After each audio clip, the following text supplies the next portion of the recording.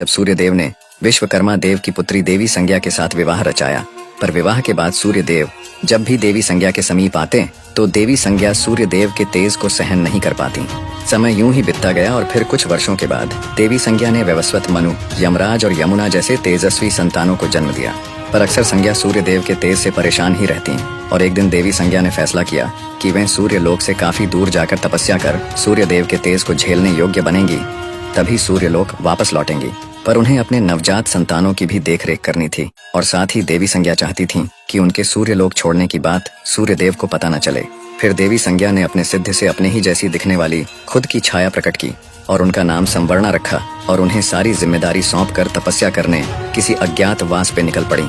इसके बाद सूर्यदेव जब भी अपनी पत्नी के समीप आते तो उनके तेज से देवी संवर्णा यानी कि देवी छाया पे उनके तेज का कोई असर न होता और दोनों खुशी खुशी अपने मिलन का आनंद उठा लेते। सूर्यदेव देवी छाया को ही अपनी पत्नी संज्ञा समझते रहे और समय यूं ही बीतता चला गया। फिर धीरे धीरे वैवस्वत मनु, यमराज और यमुना भी बड़े हो गए, जिन्हें कि सूर्यदेव ने उनके काबिलियत के अनुसार उनको अपना अपना कार्यभार सौंप दिया और खुद भी अपने कार्य में व्यस्त रहने लगे, जिससे कि देवी छाया अकेली पड़ गई। जिसके बाद देवी छाया ने महादेव की तपस्या करने का निश्चय किया और फिर महादेव की तपस्या में पूरी तरह से लिप्त हो गई। फिर यूं ही तेज धूप में तप कर भूखे रहकर तपस्या करते करते कई माह बीत गए और साथ ही देवी छाया ने तपस्या करते समय ही गर्भ धारण कर लिया था। और इसी बीच जब महादेव देवी छाया के सम्मुख प्रकट हुए और उनसे अपना वरदान मांगने को कहा, तब देवी छाया ने महादेव से अपने लिए एक असल जीवन का वरदान मांग लिया, क्योंकि वह सिर्फ देवी संज्ञा की एक छाया मात्र थी। दरअसल देवी संज्ञा के एक अरसे से सूर्यलोक वापस न लौटने के कारण अब देवी छाया के अंदर एक असल जीवन पाने की इच्छा जागृत हो चुकी थी। फिर महादेव तथास्तु कहकर अंतर्धान हो गए। फिर कुछ महीनों बाद देवी छाया ने एक दिव्य शिशु को जन्म दिया, पर वह दिव्य शिशु कुपोषित और काले रंग का हुआ, जिसे देख देवी छाया चिंता में डूब गईं। पर कुछ समय बाद उन्होंने खुद के मन को समझा लिया। दरअसल देवी छाया के भूखे प्यासे और कड़ी धूप में तपस्या करने के कारण ही उनके शिशु का रंग काला हुआ। साथ ही इसके पीछे उनके छाया होने का भी प्रभाव उनके शिशु पे ही पड़ा और यह दिव्य काले रंग का शिशु कोई और नहीं बल्कि स्वयं शनिदेव ही थे।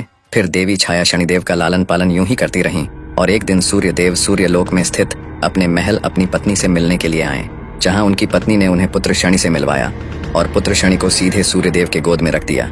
पर जैसे ही सूर्यदेव की नजर पुत्र शनि पे गई, वे पूरी तरह से हैरान हो गईं और क्रोधित भी। फिर पुत्र शनि को देवी छाया के गोद में वापस रखते हुए सूर्यदेव ने देवी छाया को बहुत ही धुतकारा। सूर्यदेव ने कहा कि इस शिशु में उनके कोई भी गुण मौजूद नहीं, न ही उनकी तरह तेज, न ही स्वस्थ और न ही रंग रूप, किसी भी प्रकार से ये उनका पुत्र हो ही नहीं सकता। सूर्यदेव ने पुत्र शनि को अपना पुत्र स्वीकारने से साफ मना कर दिया और गुस्से में वहां से चले गए, जिसके बाद देवी छाया अत्यंत ही निराश हो गईं। और यही वो दिन था जब शनिदेव और सूर्यदेव के बीच शत्रुता की एक बड़ी शुरुआत हो चुकी थी। सूर्यदेव ने अब अपनी पत्नी छाया से दूरी बना लिया था। फिर समय बीतने के अनुसार शनिदेव अब थोड़े बड़े हो चुके थे और अकेली पड़ चुकी छाया का एकमात्र सहारा भी बन चुके थे। शनिदेव पैदाइशी ताकतवर थे और इसका एकमात्र कारण उनके गर्भ में होने के समय देवी छाया का महादेव के लिए तपस्या करना था। तपस्या के प्रभाव के कारण ही शनिदेव पैदाइशी ताकतवर थे। ताकतवर होने के साथ साथ वे थोड़े गुस्सैल और शरारती भी थे। बेहद कम उम्र होने के बावजूद भी उन्होंने कई गंधर्वों को युद्ध में अकेले ही परास्त कर दिया था, यहाँ तक कि देवताओं को भी टक्कर देने लगे थे। शनिदेव अपने गुस्से का प्रयोग अपनी ताकत के साथ मिलाकर किया करते और इसीलिए वे बड़े से बड़े गंधर्वों और देवताओं को अपनी ताकत का लोहा मनवा चुके थे। शनिदेव के बचपन से ही इतने कठोर बन जाने के पीछे उनके पिता सूर्यदेव के प्रति उनके मन में पल रहा क्रोध ही था और उस समय शनिदेव का एकमात्र लक्ष्य सूर्यदेव से भी ज्यादा शक्तिशाली बनकर उनके घमंड को चकनाचूर करना था। फिर समय जैसे जैसे बीतता जाता, शनिदेव के अंदर सूर्यदेव के प्रति क्रोध और घृणा की भावना उतनी ही बढ़ती जाती और इसी प्रकार शनिदेव अब युवा भी हो चुके थे। फिर देवी छाया ने शनिदेव के दिन पर दिन बढ़ते गुस्से को शांत करने के लिए उनका विवाह चित्ररथ नाम की कन्या से करवा दिया, जो कि परम तेजस्विनी और साध्वी थी। विवाह के बाद शनिदेव सचमुच काफी शांत रहने लगे थे और एक बार जब शनिदेव अपने ध्यान मुद्रा में बैठे हुए थे, तब उनकी पत्नी चित्ररथ ने शनिदेव के सम्मुख पुत्र प्राप्ति की इच्छा व्यक्त की, जिसका शनिदेव ने कोई उत्तर नहीं दिया। तमाम बार अपनी इच्छा व्यक्त करने के बावजूद भी देवी चित्ररथ को शनिदेव की तरफ से कोई जवाब न मिला। फिर देवी चित्ररथ को शनिदेव का यह व्यवहार अपमानजनक लगा और फिर देवी चित्ररथ क्रोध में आकर शनिदेव को श्राप दे बैठी। देवी चित्ररथ के श्राप के दौरान शनिदेव यदि किसी को मात्र सिर्फ देख भी लें तो उसकी तबाही निश्चित थी, यानी कि देवी चित्ररथ ने उन्हें किसी को नजर उठाकर न देखने का श्राप दे दिया। ध्यान मुद्रा से उठने के बाद शनिदेव को अपने भूल का आभास हुआ और उन्होंने अपनी पत्नी को मनाने की बेहद कोशिश की, जिसके बाद देवी चित्ररथ को भी अपनी गलती का एहसास हुआ। पर श्राप को निष्फल करने की शक्ति देवी चित्ररथ के पास न थी और फिर इस घटना के बाद से शनिदेव अपना सिर नीचे करके चलने लगे। फिर यह बात पूरे ब्रह्मांड में तेजी से फैल गई और यह बात असुरों के गुरु शुक्राचार्य को भी पता चली, जिसके बाद वे असुरों के सेनापति राहु के साथ शनिदेव के सम्मुख प्रकट हुए और शनिदेव के इस श्राप को अपनी शक्ति बनाकर देवताओं के खिलाफ इस्तेमाल करने की सलाह दी, जिसके बाद शनिदेव ने शुक्राचार्य को खुद के स्वार्थ के लिए दूसरों का इस्तेमाल न करने की सलाह देते हुए साफ मना कर दिया और शुक्राचार्य समेत राहु को वापस जाने की सलाह दे दी। इसी बीच देवी संज्ञा पृथ्वी से सूर्य देव के तेज को झेलने योग्य बनकर सूर्यलोक वापस लौट आए और फिर उन्हें अपने पीठ पीछे हुए सभी करतूतों का पता चल गया, जिसके बाद वे देवी छाया पे अत्यंत ही क्रोधित हुई और सूर्यदेव को सब कुछ सच सच बता दिया। जिसके बाद सूर्यदेव ने तो देवी संज्ञा के ऊपर अपना क्रोध व्यक्त किया ही, साथ ही उन्होंने देवी छाया और शनिदेव को सूर्यलोक से निष्कासित और अपमान कर बाहर निकाल दिया। जिसके बाद शनिदेव और माता छाया पृथ्वी की ओर चल पड़े और एक घने व सुंदर से वन में निवास करने लगे।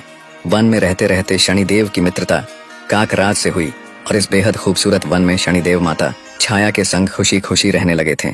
फिर समय बीतता गया और कुछ वर्षों के बाद सूर्यदेव को शनिदेव के इस निवास स्थान का पता चला, जिसके बाद वे शनिदेव के जान के दुश्मन बन बैठे और शनिदेव के निवास स्थान वाले वन में सूर्यदेव ने अपने मायावी तेज से आग लगा दी। जिसके बाद देवी छाया तो एक परछाई होने के कारण उस आग से बचकर बाहर निकल आईं, लेकिन शनिदेव उस मायावी आग के चपेट में पूरी तरह से फंस चुके थे और फिर देवी छाया मदद की गुहार लगाने लगी। फिर अचानक काकराज ने वन के ऊपर से आकर शनिदेव को अपने पंजों में जकड़कर काफी दूर अपने काकलोक ले गए और फिर काकलोक में आने के बाद काकराज ने शनिदेव को अपनी माता से मिलवाया और काकराज की माता ने शनिदेव को काकलोक में ही रहने की विनती की, जिस पे शनिदेव ने भी सहमति जताई। काकराज की माता ने शनिदेव को अपने पुत्र की तरह लाड़ प्यार से रखा। फिर यूं ही समय बीतता गया और एक दिन यह बात इंद्रदेव को पता चली, जिसके बाद शनिदेव और काकराज की अनुपस्थिति में इंद्रदेव ने काकलोक पे हमला कर दिया, जिसके फलस्वरूप तमाम काक समेत काकराज की माता की मृत्यु हो गई। और फिर जब यह बात शनिदेव और काकराज को पता चली तो वे अत्यंत ही क्रोधित हो उठे और शनिदेव आग बबूला होते हुए अपनी ताकत को जगाते हुए उस ताकत का कुछ हिस्सा काकराज पे समाहित कर उन पे सवार होकर स्वर्गलोक की तरफ प्रस्थान कर बैठे।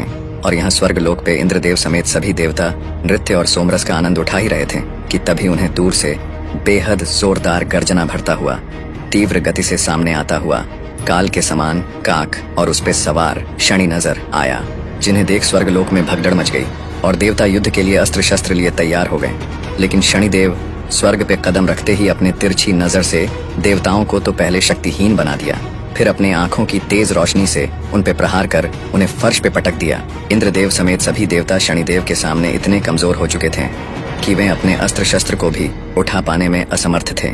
फिर शनिदेव ने देवताओं के ही अस्त्र शस्त्र से उन्हीं को बुरी तरह से घायल करना शुरू कर दिया, जिसके बाद सभी देवताओं को स्वर्ग से किसी भी तरह अंतर्धान होकर भागना पड़ा। इंद्रदेव समेत सभी देवताओं ने शनिदेव के भय से कहीं दूर जाकर सूर्यदेव को याद किया और सभी सूर्यदेव से शनिदेव को जलाकर भस्म कर देने की विनती करने लगे। जिसके बाद स्वर्गलोक में सूर्यदेव का आगमन हुआ और सूर्यदेव ने शनिदेव को यह सब रोकने का आदेश दिया, जिसपे शनिदेव ने साफ इनकार कर दिया।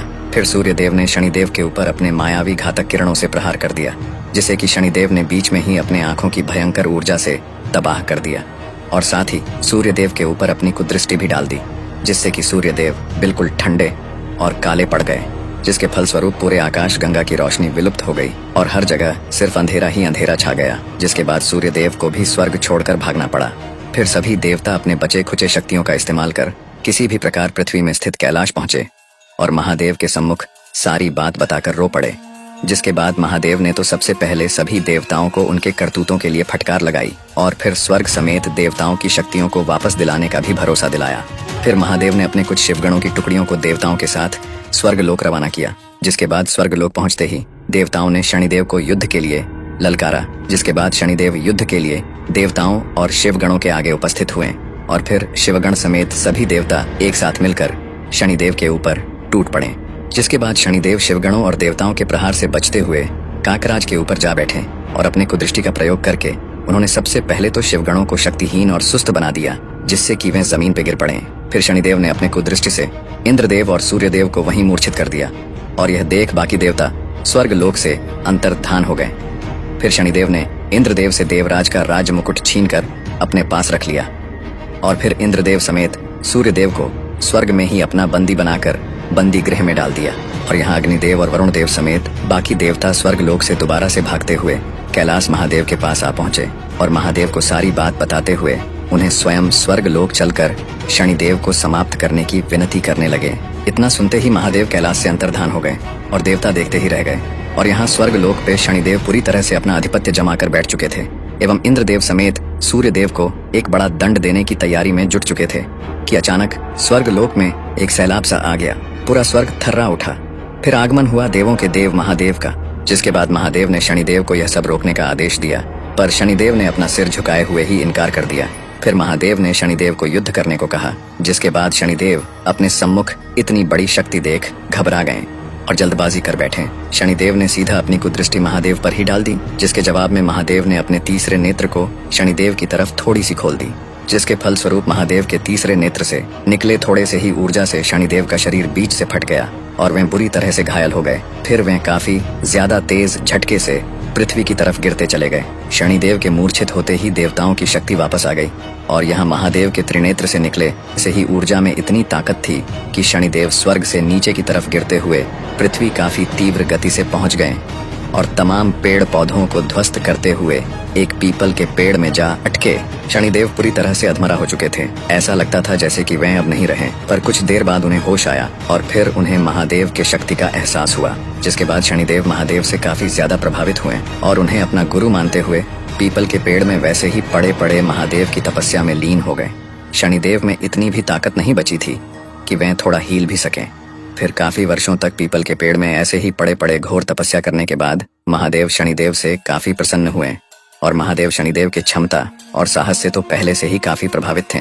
इसलिए उन्होंने शनिदेव को पीपल के पेड़ से अंतर्धान कर सीधे अंतरिक्ष में ला खड़ा कर दिया और पहले जैसे स्वस्थ भी बना दिया। साथ ही महादेव ने शनिदेव को एक दिव्य त्रिशूल भी भेंट किया, जिसके बाद महादेव ने शनिदेव को एक लोक भी भेंट किया, जिसको महादेव ने शनिलोक नाम दिया। और आखिर में महादेव ने समस्त ब्रह्मांड के देवी देवताओं की मौजूदगी में शनिदेव को पूरे ब्रह्मांड का न्यायाधीश घोषित किया, यानी कि न्याय के देवता। और यह देख सूर्यदेव समेत सभी देवताओं को शनिदेव के साथ किए गए क्रूरता को लेकर अपनी गलती का एहसास हुआ। फिर अपनी गलती का पश्चाताप करने के लिए सूर्यदेव पृथ्वी जाकर देवी छाया को सूर्यलोक वापस लेकर आए और खुशी खुशी रहने लगे। दोस्तों वीडियो पसंद आए तो लाइक करके शेयर करें और फॉलो कर लें।